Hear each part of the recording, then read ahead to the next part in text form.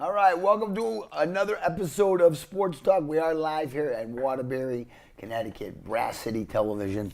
Norm LaMadeline, my dad, all the way to my right. As always, a pleasure, Dad. Marty Mad Dog Murphy in the middle. Always a pleasure, Marty Mad Dog Murphy.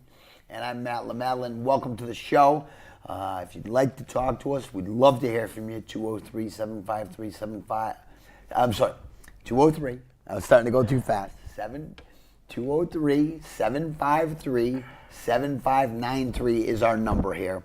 And as always, we want to thank Mike and Big Al Coles for helping us out in the back. Doing a great job as always.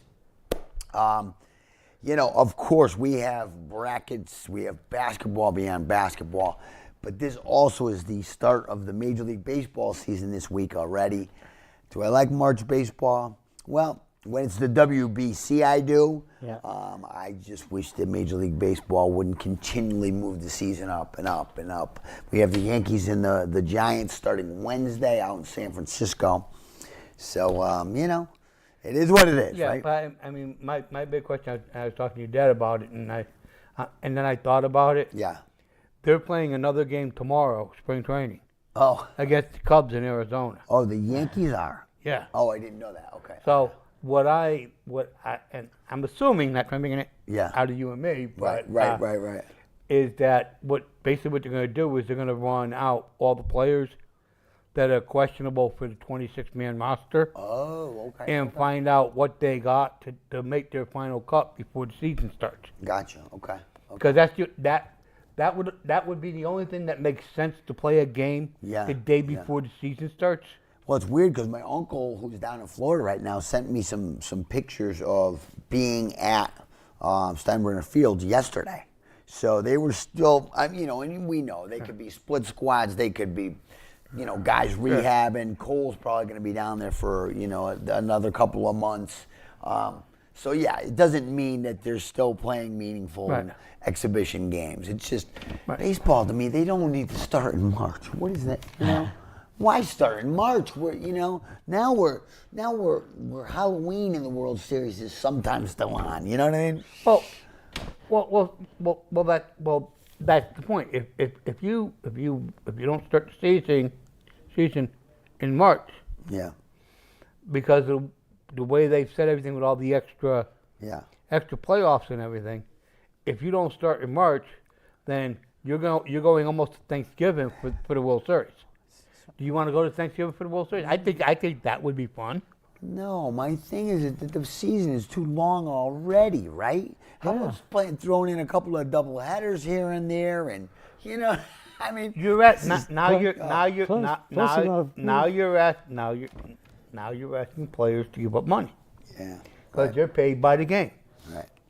But 162 games is a bit much. Yeah, and also we want our NFL in August too as well. Right, exactly. So let's move on. Absolutely. Like Absolutely. College basketball has been almost over. Absolutely. It's been another 3 weeks.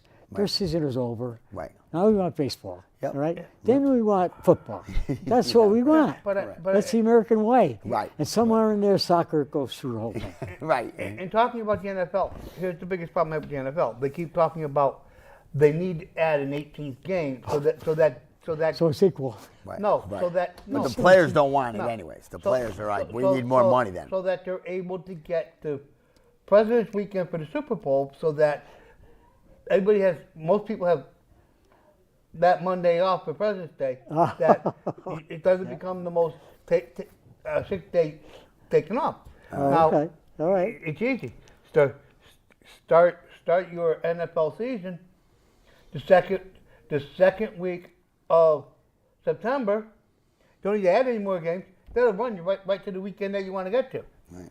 Well, they could also go forward because they have those preseason games that they could do without, and they could start in August. Right. But- well, but the thing is that, they have to.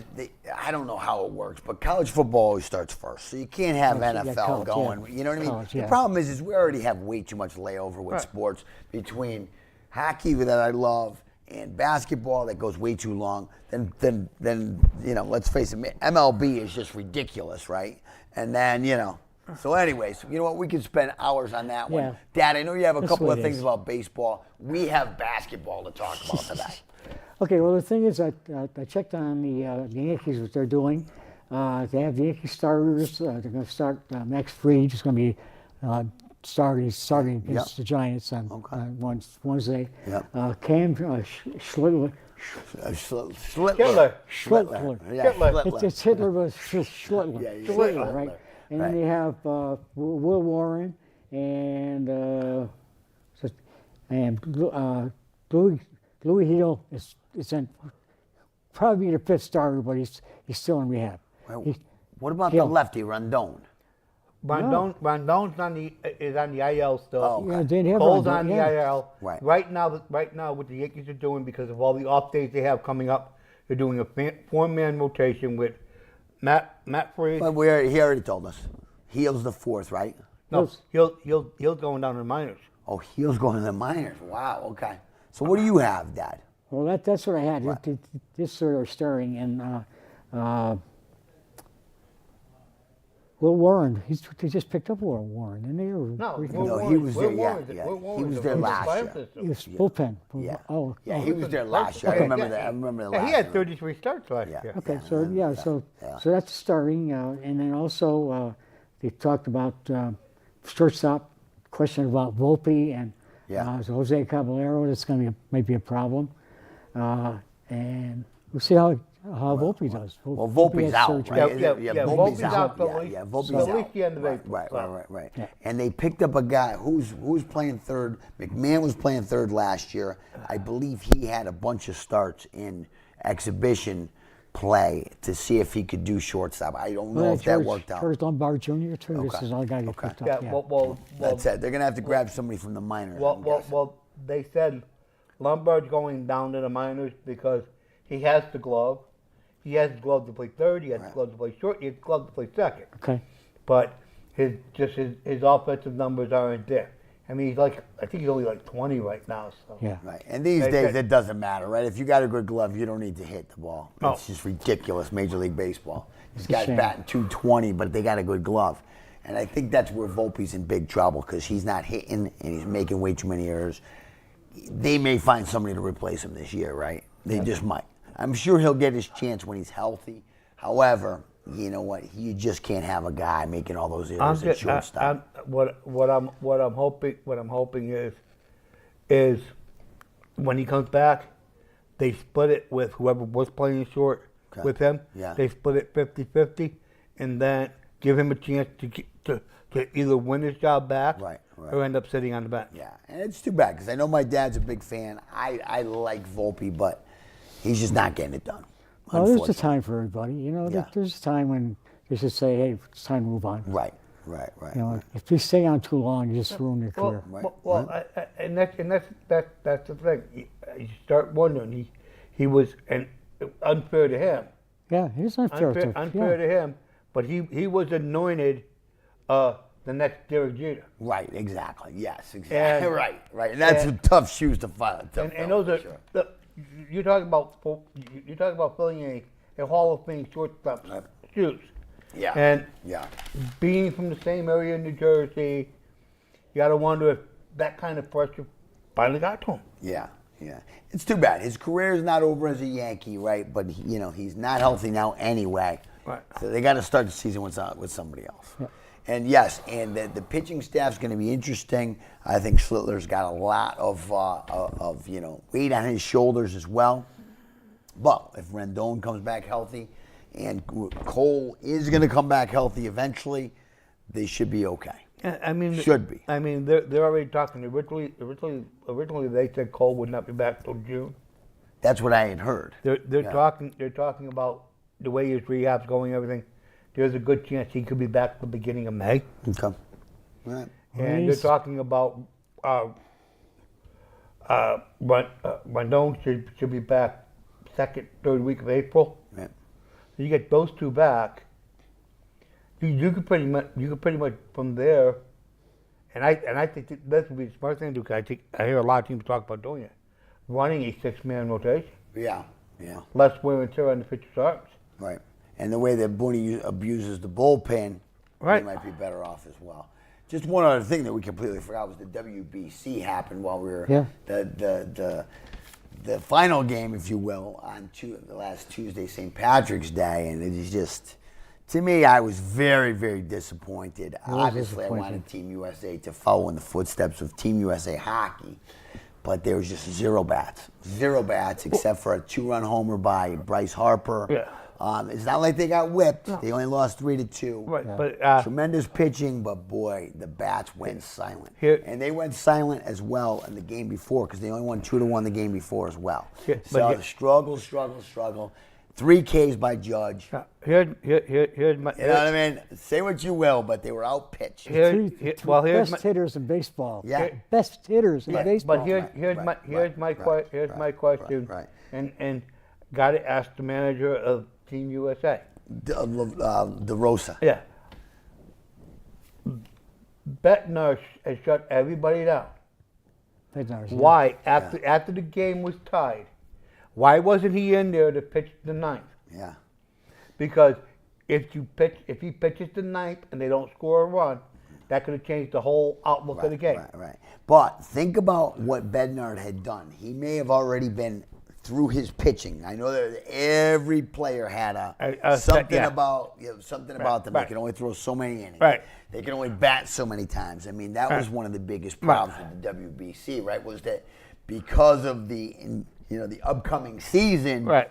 everybody had, you can only put, and maybe that's what it was. I don't know, Marty, but it's too bad because, boy, I wanted them to win, and there were so many Venezuelan fans there. All I wanted to do was them to shut up the fans especially, right? Yep.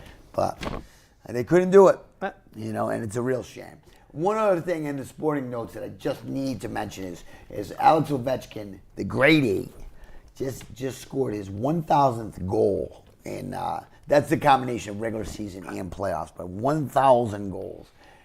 That's a lot. And, that guy is just getting better and better and better. And he's going to just, he's having a great season, and he's going to continue to score a lot more goals if he hangs around. So he's making that record, untouchable. And we thought that Wayne Gretzky's, was never going to be touched, but On another sporting note, yeah.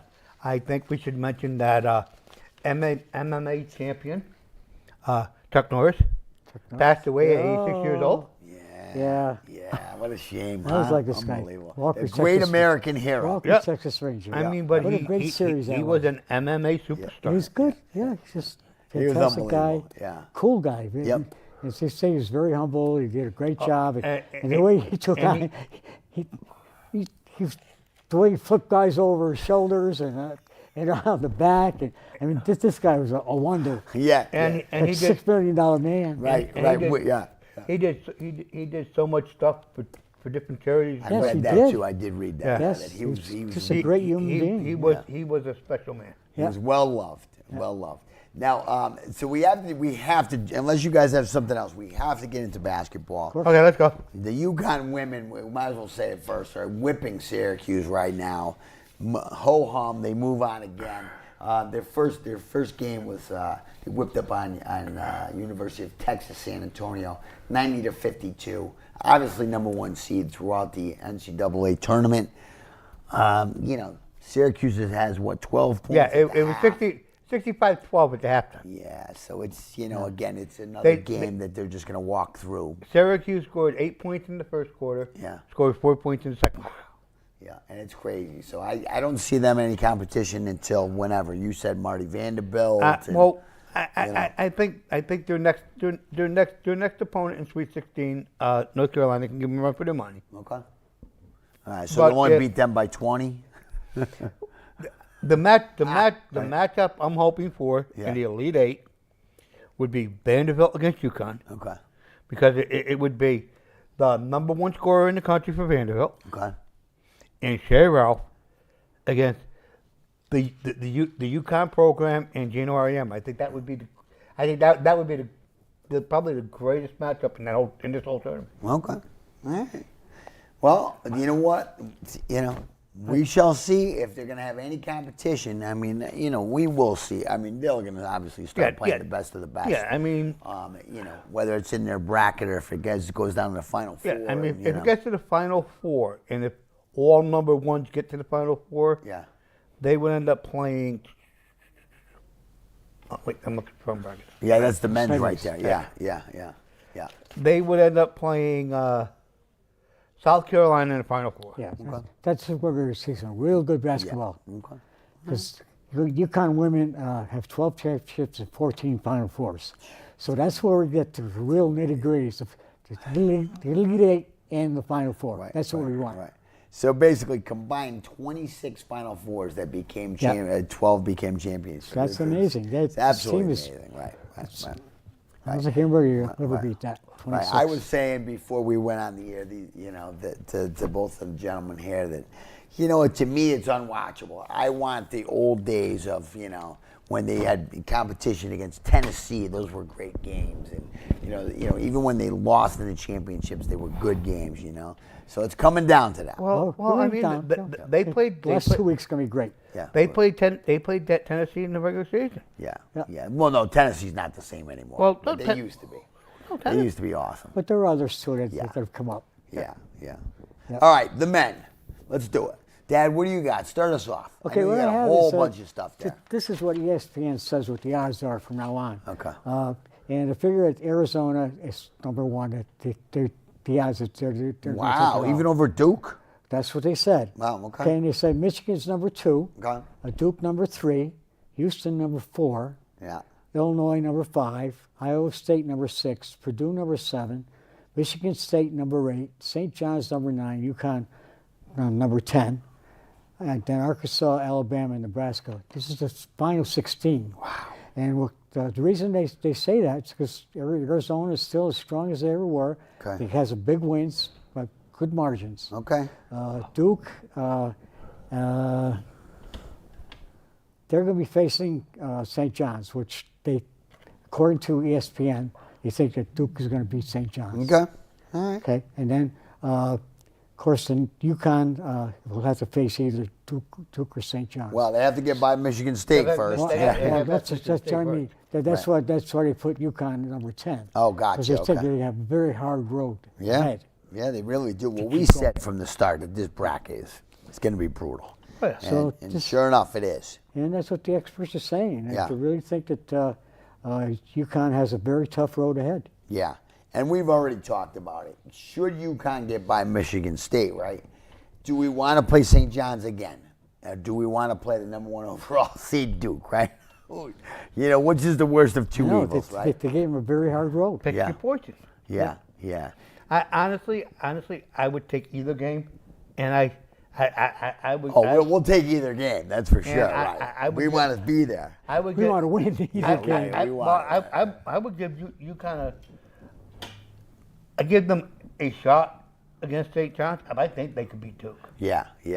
Well, we talked about the St. John's thing already, and obviously, if you're any kind of a Big East fan, the first game was a good one. The second game, UConn whipped them. The third game for the Big East championship, St. John's whipped UConn. So, Right. anything can happen if these two square off for a Right. fourth time this season. Right. So, they both have to get there first. Let's face it. And there's been some great games. We last week we talked about Miami of Ohio kind of getting a snub, right? They win the play-in game and then they lose their first game in the tournament. 32-2 for still a tremendous season, right? Tremendous season. But I will tell you right now, if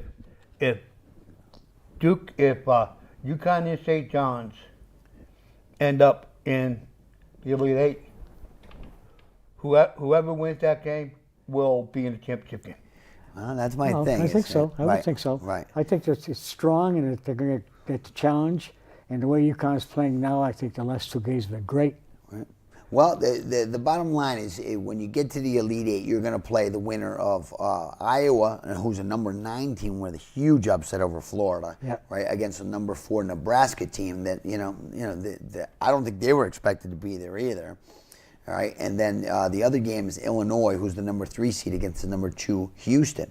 So you know, there's a good matchup either way, right? Once you start getting to the Elite Eight, you have the best of the best. Now, Texas has been the Cinderella so far, right? Texas did the play-in game on Tuesday of last week, beat North Carolina State, and then they came in and they won the next 2 games, which were upsets, right, Dad? You have them, obviously, 11-6 and then 11-3. Yeah, BYU and Gonzaga. Yeah. So I think those are 2 big wins. Absolutely, Yeah. very good wins, and you know, now they're up against Arizona. No, I'm sorry, they're playing number 2 Purdue. Purdue. Yeah, Purdue. Yeah, the Purdue's So- favorite. So. Yeah, But, yeah. you know, so is Gonzaga. Right, So, exactly. you know, let's see what happens. It's going to be very interesting. That's what makes this tournament great. Yeah. It really, really Yeah. does, you know.